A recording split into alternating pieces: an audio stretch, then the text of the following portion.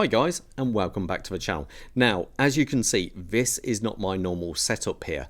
The simple reason is I'm actually at Sinn HQ in Germany recording this. So I've got to say massive thank you to the team over here for allowing this to happen, especially Marcus. He's done a really good job of helping me out here. So I'm going to try and get as many videos in while I can, while I'm actually here. So first things first, I thought while I've got the opportunity to explore all of the 356 range, and even where it originally came from, I thought, well, it'd be rude not to. So first things first, the 356. It basically all started off, believe it or not, with the well-named 256, which Bob is wearing over here. Yes, Bob had to fly over with me. Now, as you can see, this is simply a gorgeous looking watch. I think this one looks absolutely superb. Let's get a bit closer in on that one. So what we have here, this was made for the Japanese market, and I think it's absolutely drop dead gorgeous, this one. I would love to get my hands on one of these. So basically, while they were over there, they wanted a new version of this, and many people asked to keep the original case size but remove the bezel. And personally, I think the bezel looks absolutely fantastic. But anyway, they did that, and the 356 was born. Now, I believe it first came out, it would have been 98, I believe it was. And this is basically what it is. It's the standard looking pilot model. And it is really cool. This one here does also mimic the same acrylic crystal as the other one. But what they've all got in common is the case size. So this is a 38.5mm case we see here, which is a very, very accessible kind of size for many people. The thickness of the watch on this, now it's 15.5mm, but the sapphire crystal ones are 15mm. Now you will get some people automatically saying, well, that's simply too thick. Well, you have to remember I think it's the Value 7750 in this one. I actually measured one on my channel once, decased, and from the back of the rotor to the top of the center pinion, it was coming in, I think it was 11.8 mil, something like that. I can't remember exactly off the top of my head. And remember, when you add a second hand on there, it comes up even higher. So you've got over 12mm of case of thickness of the actual movement before you even consider putting a crystal on front, a case back on the back. Remember, they all need to have clearance as well. So that is why they are the size they are. So this is the classic looking one here. As you can see, it's the we've got 3 subdials. The one over here is your constant running seconds. We have the minute totalizer at the top and the hour at the bottom. And that is the seconds. It's struggling to focus on that. There you go. And that is the seconds for the actual chronograph, and you got a day date down here. It's a really nice looking watch. Syringe style hands, good amount of lume. It looks really cool. These watches all feature 100 meters of water resistance to them. And then we have things like, what else do we got? This is quite a rare one and really worth seeing here. Now, what they did with this one is a sapphire crystal, so it's a tiny bit slimmer than the other ones, but how cool that they actually fitted a power reserve down at the side of it. So they removed the day and you had a power reserve on there. As you can see, that is the rather stunning looking movement back there. They're great to work on, actually, really good movements. Even the sapphire crystal on the back of this even features AR coating on the inside. Some companies, the crystal on the back of a watch, they tend to cheap out and put a mineral crystal in there. Well, actually, Sinn keep with the sapphire both on the front and back of these ones, with AR coating on both sides for the crystal up front and an AR coating on the inside. What's meant by that is an anti-reflective coating. And as you can see, Sinn always use top grade movements. I put one of these on the time grapher earlier. To be fair, it's a different time grapher I normally use, and I think it was coming in at plus 3 seconds or something like that, because they regulate their watches actually in-house. And then we had like the UTC model here. So these are all old discontinued models, but I just want to let you see where they kind of come from, and that is just really cool. Then we start coming up to the more recent models. I should point out the prices of this one. I think the acrylic model is €2,100. Going up, when you put it on a bracelet, I think it goes up to €2,400. And the sapphire crystal one is €2,700. Now, these are all available from first class watches in the UK if you want to actually buy one. So just to make you aware, they can actually get them for you.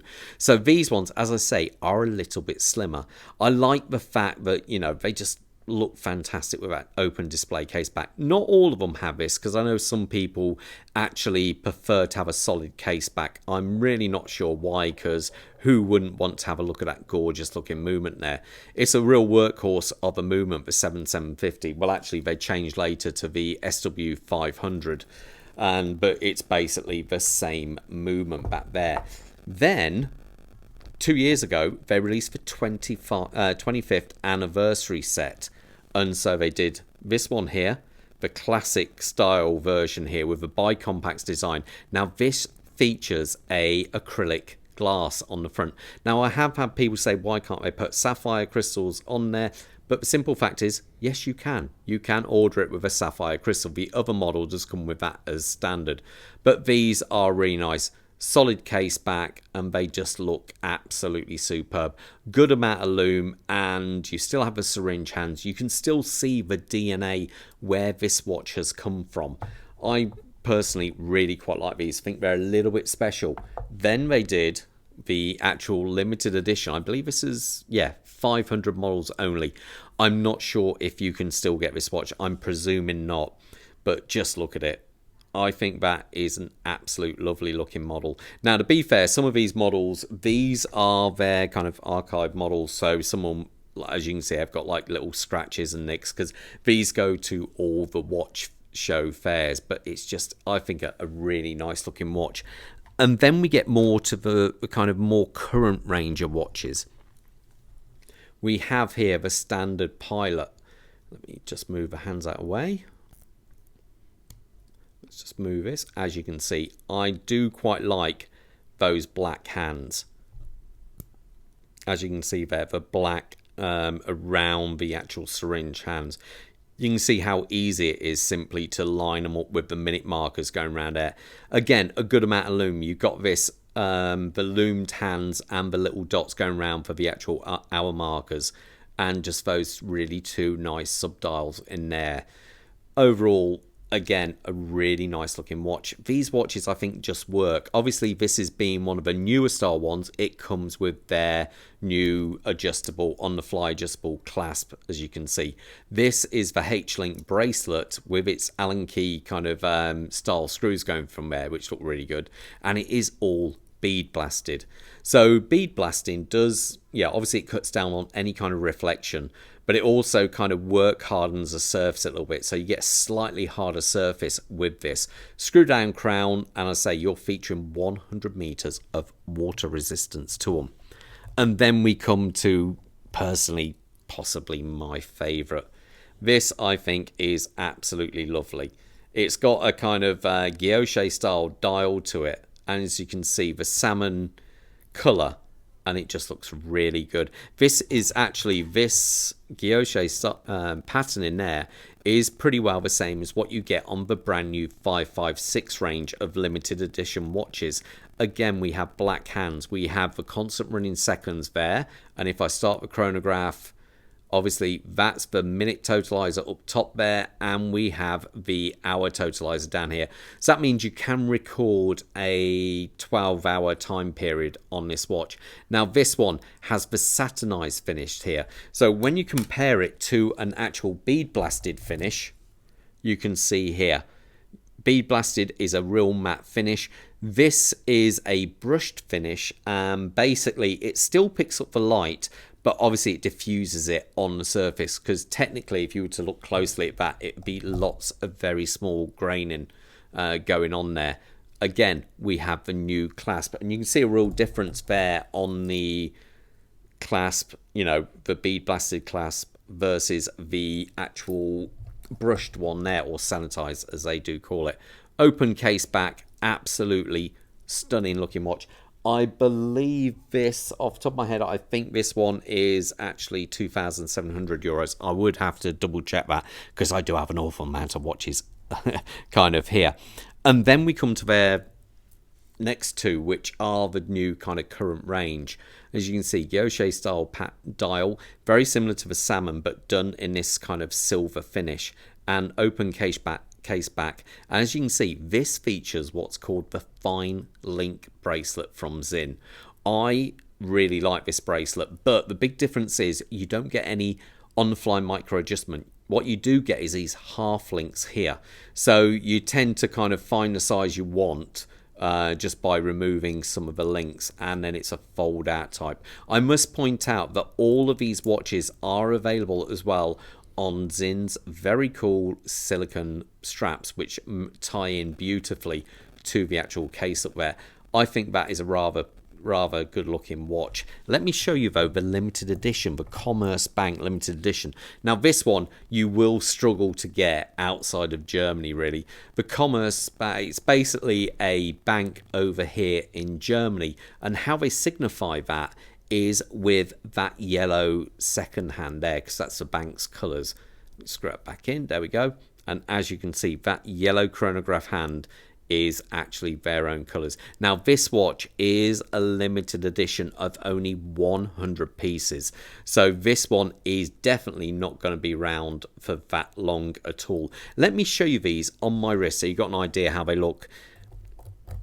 Just a little bit awkward filming. Let me quick wrist check. I am wearing my U15 limited edition there, and as pointed out before, Bob has gone for that absolutely gorgeous 256. I really want one of them now. I've got to find one. So anyway, let's go with the latest stuff first. So let's try that Commerce Bank watch on. My wrist size is 7¼ inches to give you a kind of idea there. And that's it on my wrist. It just sits really, really well. To me, that is a classic chronograph there. So let's have a try with one of the H-Link style ones, so you get an idea. And that, oh, let me just put that on my wrist. That is it on the wrist there. It's such a cool looking watch, I think. I really like that. I think it's got the colour design on it is absolutely superb. Now let's try the bi-compact one. So one of these ones here. So you got a quick idea how they look. And that's it on my wrist. I think that's just a cool looking watch. As you can see, even though they are 15mm thick, they sink into your wrist so well, so they don't actually appear as big as what you'd think so.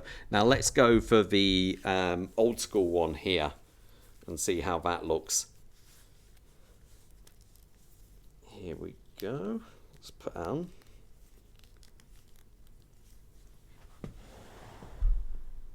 And that's it on my wrist. So as you can see there, they don't look that tall at all. Yeah, when you look at it there, you would not say that is a particularly thick watch in any way, shape or form. Anyway, guys, I'm going to leave you to it. That any questions, feel free to leave them in the comments. And most importantly, you all stay safe out there. Take care. Bye.